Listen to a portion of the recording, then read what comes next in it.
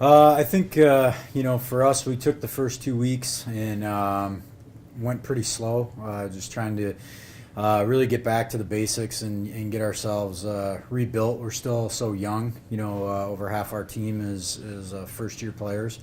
So we wanted to make sure that we took the time to reestablish what we're trying to do offensively and defensively, give the young kids some opportunities that they didn't probably get in the fall if they're redshirting or whatever they were doing. So we wanted to slow the pace down a little bit. But now that we're into our third week and today was practice 7, it's time we're kind of cranking it up a little bit more and pushing a lot more on them. Which means there's a lot more mistakes, but today it was a big blitz day, so there was a lot more energy and enthusiasm. So I think we're starting to kind of get caught back up to the pace that we want to be at. It just took a little while to get there, but it's good, and it's fun to go at 6 in the morning and get them done and early in the morning. They got nothing but greatness the rest of their day. Can you give an update about the transfer players specifically? Because it's a big deal, like you said, to have them coming along this spring. Yeah, Isaiah Hall, our running back that played at Humboldt State last year, has been phenomenal. I think really today was the day that he really showed up to me the most. He's got a very good feel for finding his running lanes. He's able to be patient enough until he needs to, and then he's able to break a couple tackles, get to the second level, do all those things that you want your running back to be able to do. And it just I felt like today I really saw him do that, and a lot of it was in some blitzing situations, and whether it was picking up the blitzer or being able to run through some arm tackles as we were blitzing. I was very impressed with where he was at. Andrew, our offensive lineman that transferred in from Arizona, he's coming along too. He's been hampered a little bit with some injuries here within the last week or so. So we're just trying to get him back to healthy before we can get him back out there and start watching him compete. Progression-wise, is there a position group that has stuck out to you this spring?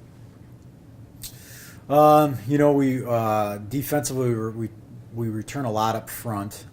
So there we're expecting that maturity level to be higher. With that experience, and the offensive line's the same way. Both those groups, I think our quarterbacks have taken a definite step forward from where they were last fall. All 4 of them are back, and all 4 of them are competing their tails off. So I've liked where they've been at with a lot of the things. Our wide receivers are a little banged up. We have a thin group, so I don't feel like we've been 100% healthy there to really truly evaluate that spot overall. DB was our biggest question mark coming in. A lot of spots to fill. Justin Coleman, who started the last 4 games for us, he's looked very solid. Latrell McCutcheon, the same thing. He started the last game for us and made some really good plays at the end of the year, and he's starting to get more and more comfortable. And then a lot of the other guys that are fighting in there for some spots are young kids that were redshirting last year, so they're still kind of falling off the bicycle a little bit and learning how to get back on. And Ivan Avalos has looked really good too as a junior to be, who's now been in the system for 3 years. He's starting to feel comfortable with what he's doing. So I think the DB group, as I said, was the question mark. I feel like they're starting to answer those questions and starting to come along. But any one position in general, it's hard for me to say if there's one or not. Given this year's personnel, is there anything maybe new or different that you're looking to install into your systems, like maybe we haven't quite seen in your first 2 years, or just basically getting everybody to buy into what you have already? Yeah, I think offensively we're trying to utilize our tight ends a lot more. Last year we had a couple of young guys that were freshmen, Jackson Lundeen and Lofton Klabundy, and so they were still kind of getting their first taste of college football, along with Devin Owens, who will be a senior. So we have a senior to be and then 2 sophomores to be. So we're still young, but I'm a big fan of using tight ends as much as possible. It's a very dynamic position. So we've, maybe out of necessity, but hopefully more out of purpose, we've been utilizing them a lot more, multiple tight ends in every one of our sets. So I think that's been really good. That's something that's different than what we did last year. So I think that's good. Defensively, it's we just got to keep progressing. We're still going to run the same stuff that I've been running for about 14, 15 years now, but it's just a matter of getting the guys more comfortable so you can just kind of open that playbook even more. Now that you're back in a practice routine, how have guys embraced the newly formed leadership council this spring? Yeah, I think the leadership council has been really good. I mean, we're still taking some baby steps forward with what we're doing.